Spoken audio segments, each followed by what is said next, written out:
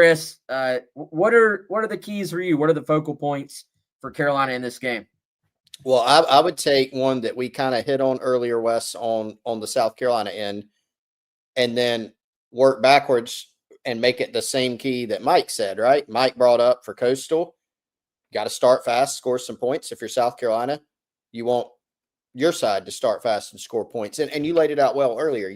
Look, last year at the Wofford game, South Carolina's playing very well at that point in the season, but you look up and Wofford has a long pass that almost goes for a touchdown on play one. You're looking up first quarter, second quarter going, why is this thing close? You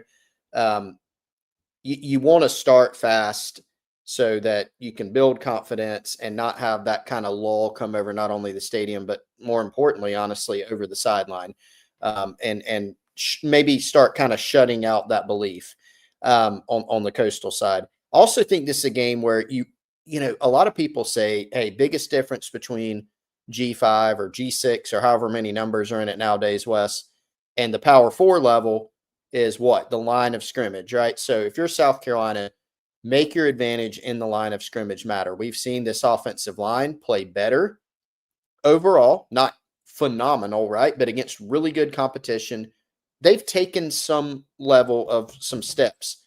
That has to matter in this game. Defensively, you got to get this thing to where it's third down and you can cover and go rush the passer with Brian Thomas Jr. and with Dylan Stewart. I think you need to dominate the line of scrimmage so that you can run the football and do what you do best on the defensive side of the ball. And then, of course, this is one of the ones I was poking fun at Mike for doing coach speak. But, man, you got to go out if you're South Carolina and play a clean game. What's the recipe for disaster for South Carolina in this game? It would be to come out, be riddled with penalties, have drops on offense, miss tackles defensively, turn the football over. Like, if you play a clean game, and this is what you said earlier, this is a game you should win and should win comfortably. But, of course, you don't play the game on paper. You play it on the field. You have to go play a clean game. Yeah, I think a lot of times these keys are kind of similar, but you can word them differently based on the opponent. And for me, man, I think if you're South Carolina, you got to dictate the game. And, Coastal, a lot of what they have done lately offensively has been because of the emergence of Samari Collier. They will not have him, it appears. So, they've got a quarterback, not a backup quarterback, but a quarterback who was the guy, then wasn't the guy, and now he's going back in there. Has not done a ton this year just in terms of putting up big numbers in the passing game. Now, you do have some running backs who, if South Carolina goes out, man, if they're a step slow, like if they don't bring the energy in this game, then Coastal will take the air out of the ball. They will establish the run, and they will shorten this football game. They just will. And so I think for Carolina, you've got to bring that energy, man. Like you gotta kind of create your own energy a little bit for this game, and personally find a reason to go out there and compete and play behind your pads on defense, run your feet.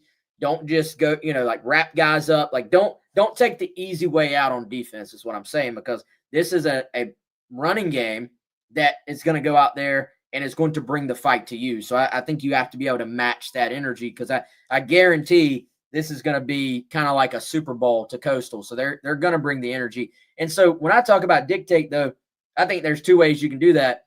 One, obviously, you just get off blocks and stop the run. That way, if you put them in throw situations on third down, I don't think Coastal can consistently move the football on you.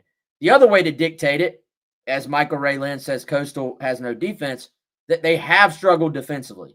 So the other way to dictate it is if South Carolina's offense has their most consistent outing of the season, and you just dictate it by scoring 2 or 3 early touchdowns, you get Coastal potentially out of their game just by the game flow, right? Like if they're down 2 or 3 scores, as it gets later and later, they're kind of forced into the drop back game, and they have to get out of it a little bit. So I would imagine, Chris, as run-oriented as they are, they're not going to abandon the ground game super early, even if they're down.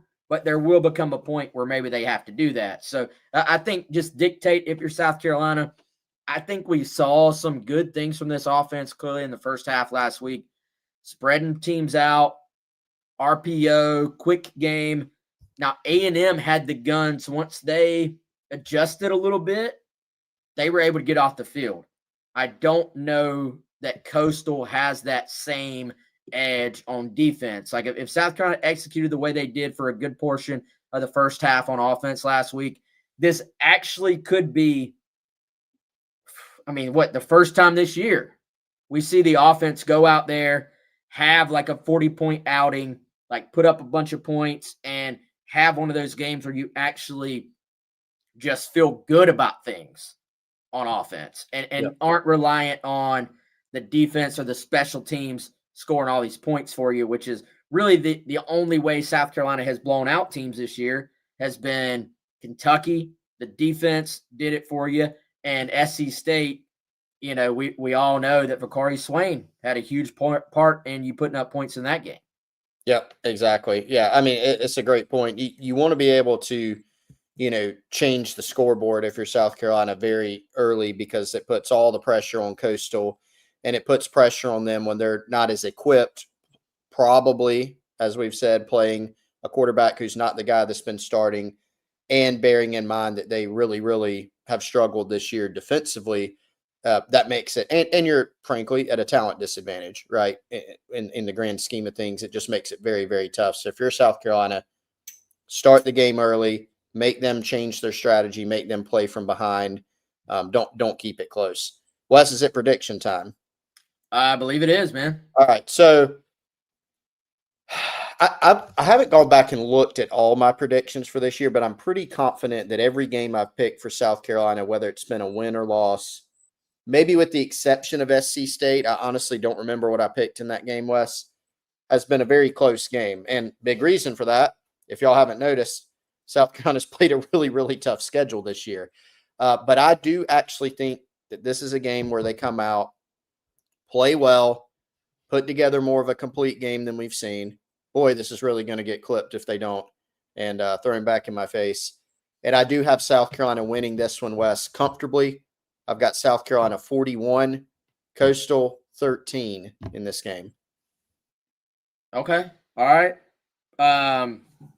I've bounced around on the score as well, man, but I'm with you. I think I do think got a couple questions in the chat. We might have to hit. But I typically don't really think about my score until the very end of the show, honestly. Like there is no scientific method behind this. It's just kind of how am I feeling at the end. Another part of it is, man, I know Coastal, I know they want to win this game, and I know they will put everything they have into winning this game.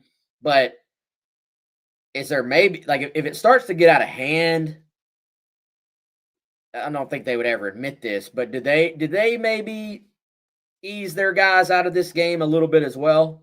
I'm sure South Carolina would love to get up and be able to get some of their starters out of this game too. So I don't know, man. Give me. I keep thinking like, can South Carolina score 40 points in a game at some point this season, and it be because of the offense? You know what I'm saying? And we just have not seen it. But I'm going to say 38-10, South Carolina. And I think that's fair. I don't think that's That's fair.